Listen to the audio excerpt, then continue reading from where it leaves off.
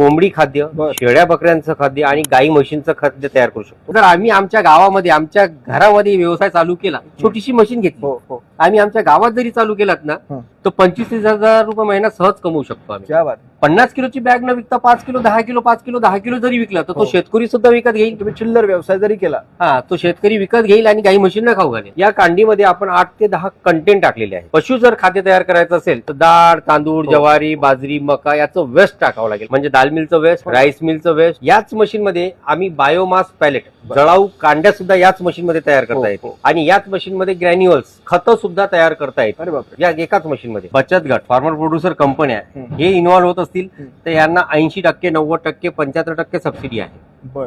Individually जर कोणी घेत असेल तर याला 35% ते 65% पर्यंत सबसिडी आहे. जर आमच्या फॅक्टरीमध्ये आला तर तुम्हाला प्रत्येक मशीन संदर्भात मी समजून सांगेल. बघून घ्या, समजून घ्या. अशा नवनवीन इव्हन त्या मशीनचं ट्रायल बघा, नवा डेमो घ्या, वाटलंच तर थोडंसं सॅम्पल घेऊन जा, आपल्या गाई म्हशींना खाऊ घाला. किंवा बायोमास पॅलेट संदर्भात बोलत असाल तर आपल्या शेगडीमध्ये जाळून बघा, लोकांना दाखवून बघा आणि नंतर मशीन घेण्याचा विचार करा.